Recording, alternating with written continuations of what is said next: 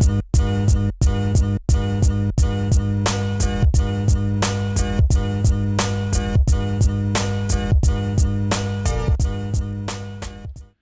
welcome into the program. This is Breaking the Huddle. I am Joel Klatt. This show, as always, is brought to you by Dr. Pepper. It is the one fans deserve. Lots to get into today. I've got a brand new top 10, and it's very different than everybody else's, so we're going to go through that here in a moment. I'm also going to be joined by Mike Gundy. Who's the team nobody is talking about in college football that is just quietly sitting there lurking in the top 10?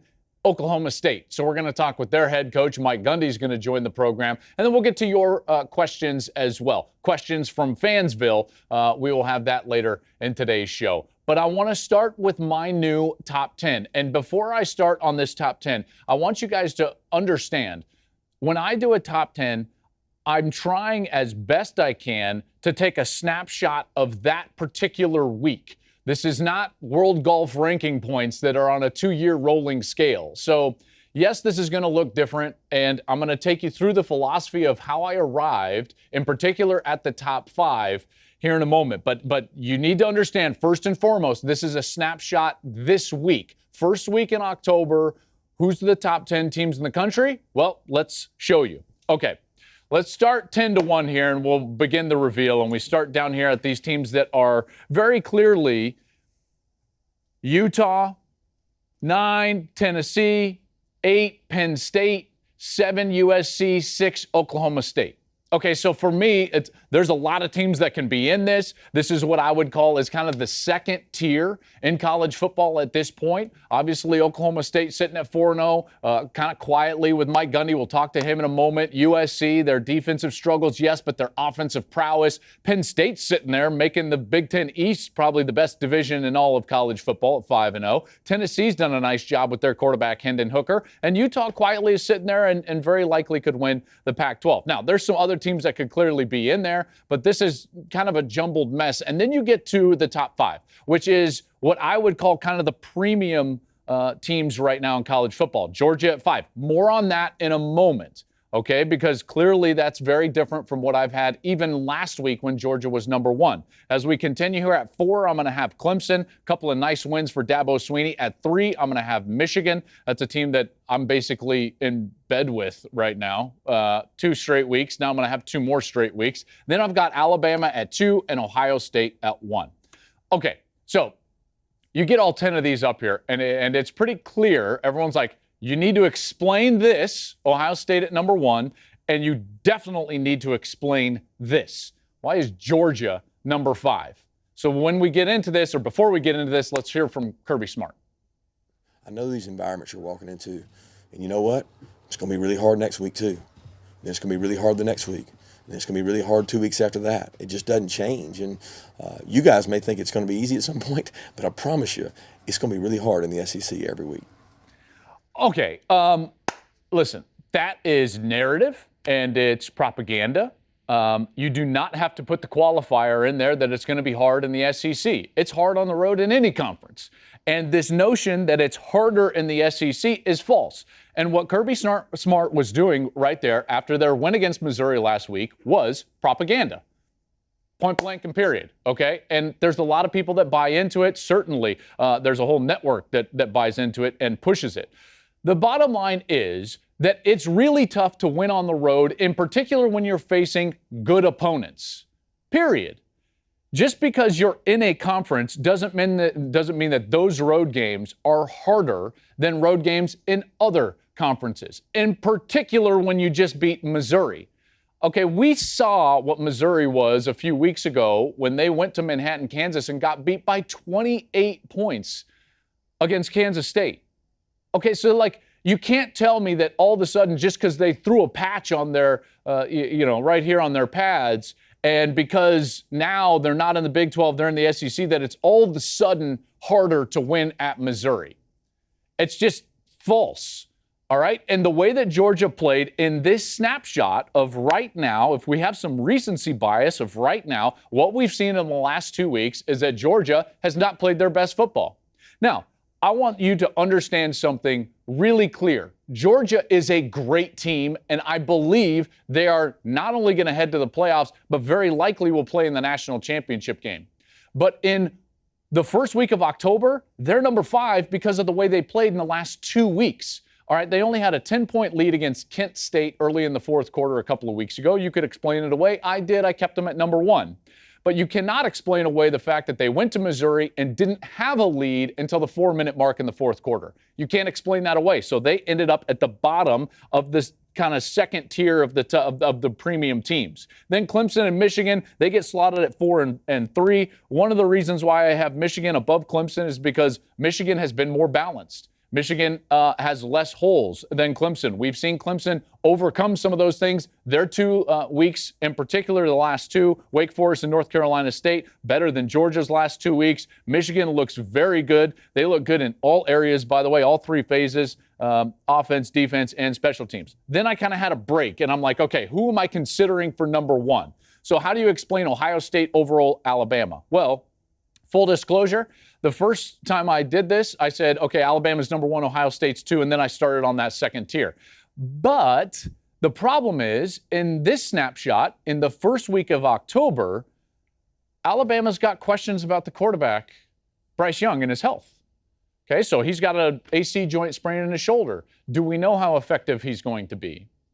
Do we know how healthy he's going to be? Do we know if he's going to be on the field? No. So in this snapshot this week, Ohio State's going to be the number 1 team. This could very well flip if Bryce Young shows that he's healthy and Bama continues to dominate the way that they can and do on a weekly basis. But this week, Ohio State, they have a defense that is playing in the top 25 in the country. They have an offense that I think is the best offense in the country, and their quarterback is playing at a really elite level in C.J. Stroud. So this week, first week of October, Ohio State's number 1, Bama's number 2. Then you get to the second tier of the premium brands, Michigan, Clemson, and Georgia. Georgia, you start playing better, you're going to rise up. But I'm not going to give you a pass just because you claim that it's somehow difficult to play on the road just because of the conference that you play in. The fact of the matter is, Michigan's win at Iowa is a better win than Georgia at Missouri.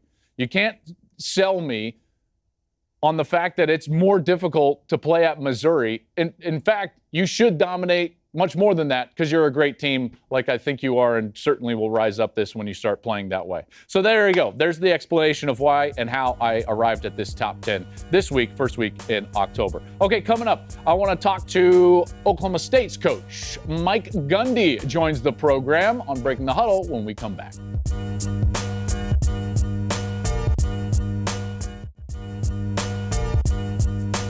All right, welcome into the program.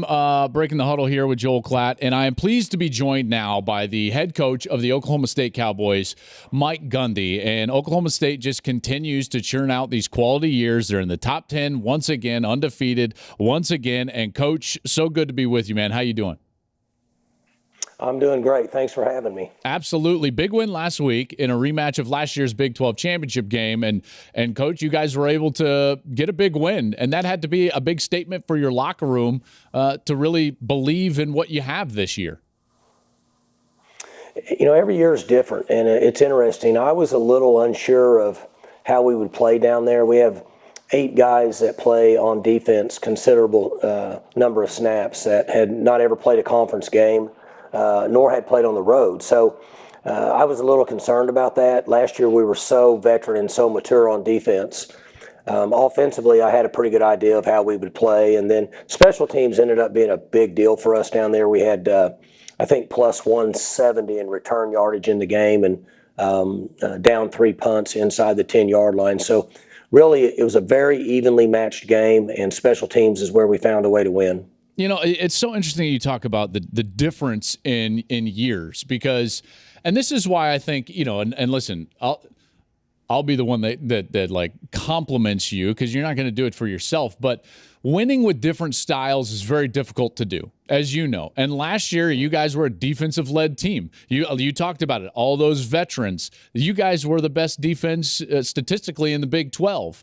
This year, it's a little bit different. Maybe more of what you were used to maybe 5 and 6 years ago, where you've got a really veteran offense and quarterback that could probably lead the conference in offense and a defense that you're trying to bring along, and yet you're able still to win games. What is it about you, your staff, and this program that allows you to win different ways year to year? We've been very fortunate. The large majority of the coaches, administrative people that are in this organization have been with me for a long time.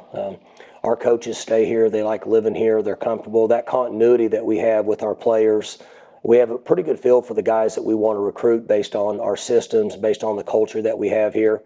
And we've been very fortunate that we've hit on enough good players that can make big plays on both sides of the ball and in special teams. And then we have really quality young men that play hard. They love Oklahoma State. They love to be a part of our culture.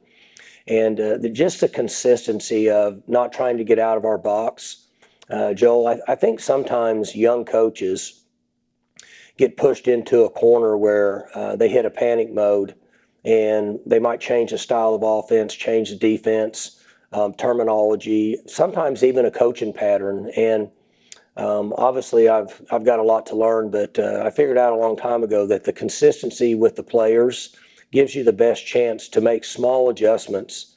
And then coaches are responsible for understanding who we are and what are our strengths and where do we struggle, where are we immature. And once we can accomplish that, I think we're a better team. Well, it's interesting you bring that up because – listen, I competed against you. Your first year at Oklahoma State was my senior year, playing at Colorado. Right. And I've seen the entire evolution of your program. When we played against you in 2005 in Stillwater, you guys were still playing in that erector set. You hadn't done all the foundational things from building up the program from a facilities standpoint. And, Coach, I would even say about 5-6 years ago, I think you made a real distinction and commitment to being like, you weren't going to go for any other jobs. You were going to say, this is who I am. This is who our program is. It might have been even earlier than this.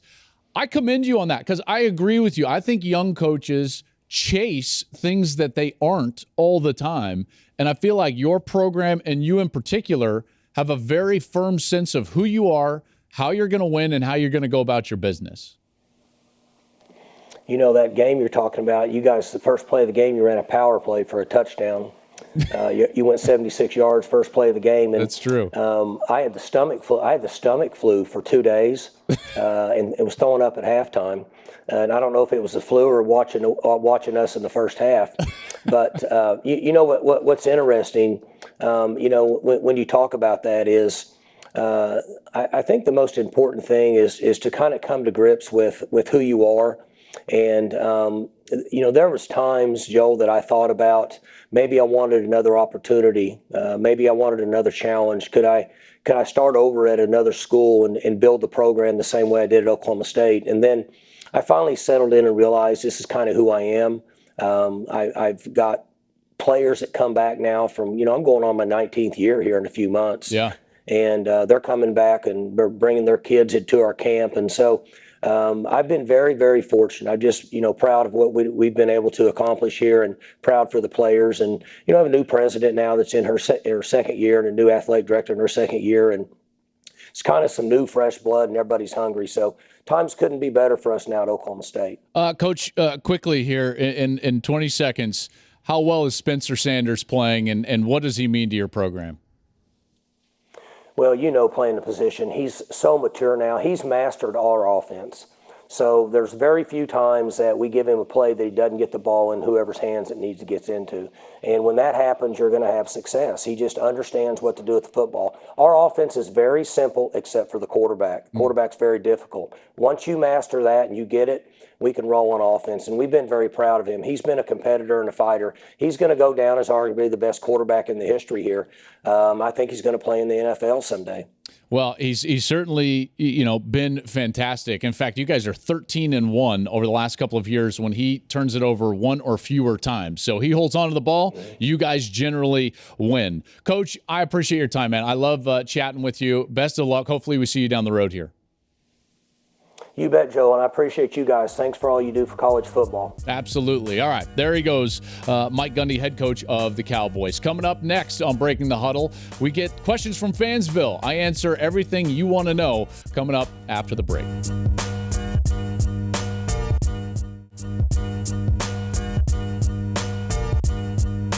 All right, welcome back. Let's get to some questions from Fansville.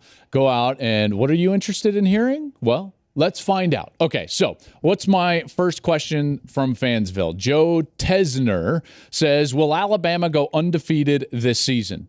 That's a good question. You know what? They've only done it a couple of times under Nick Saban. But this year, I wouldn't put it past them.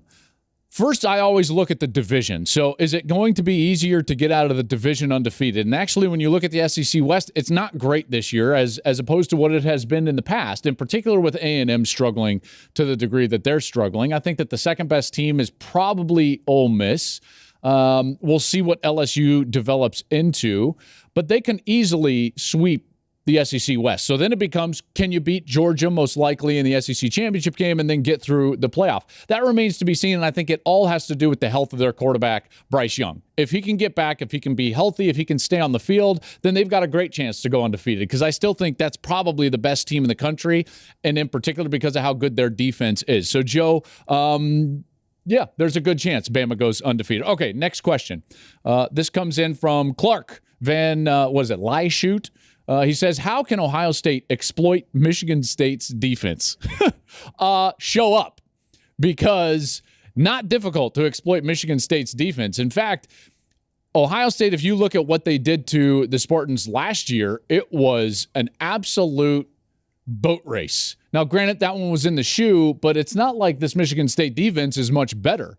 In fact, when you look at what this defense was a year ago, they were 130th in pass defense, but that was after Ohio State took them to the shed. That's right, that shed that Mel Tucker always talks about. They're coming into this game with the 115th ranked pass defense. That ain't good. So Ohio State, if you resemble yourself at all on Saturday, you'll be able to exploit this defense, which has not stopped anybody. The problem for Michigan State is that they don't have an offense that can overcome like they did a year ago. Last year, they had Kenneth Walker, and that run game and his ability allowed them to overcome some of those games in which they were giving up a lot of points. They don't have that this year. That's why they're in trouble. Michigan State is in trouble. The difference between Nebraska last year and Michigan State was not that far on the field. Remember, Nebraska held Michigan State without a first down in the second half. And yet one of those teams was, 3-9. The other one was 11-2. And so you're seeing that flux right now in that transition because Michigan State doesn't have it. Ohio State will be able to exploit that defense by showing up. Michigan State cannot overcome it with their offense, which has scored 7 and 13, somewhat respectively, in each of the last 2 weeks. So there you go. Show up, Ohio State. Next question. We go out to NNB Sports and it says, do you think there could be another year with Texas and OU not playing for the Big 12 championship? Yeah, I think that there could be, and in all reality, that might even be likely right now in NB Sports.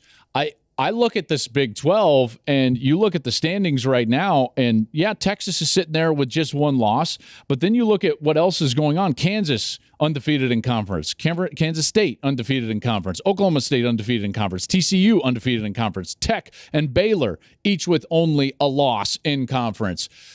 I mean, let's just from the OU perspective, I don't see how OU digs out of this and goes back to the Big 12 championship game. Even if they were to win out, Kansas State is undefeated in conference, which means Kansas State would have to lose 3 conference games. They're essentially 3 games behind Kansas State because they would lose the direct tiebreaker, having lost to Kansas State in Norman a week ago.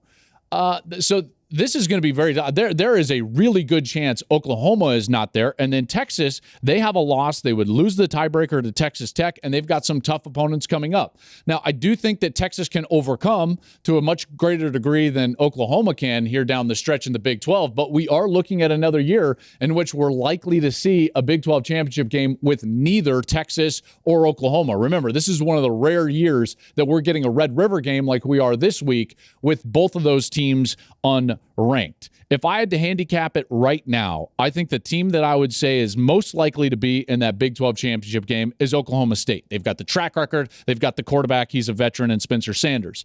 And then the next team is probably TCU. If I'm handicapping it right now, I think it's going to be Oklahoma State versus TCU in that Big 12 championship game. Okay, we're going to come back with just a little bit more of our program here on Breaking the Huddle. But first, I want to make sure that you understand that the Dr. Pepper tuition giveaway is back and making college students' dreams come true. Enter on TikTok before October 12th.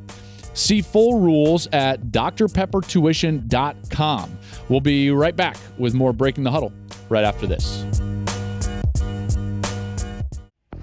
Saturday. It is Big Noon Kickoff. 10 a.m. Eastern, live from Bloomington, Indiana.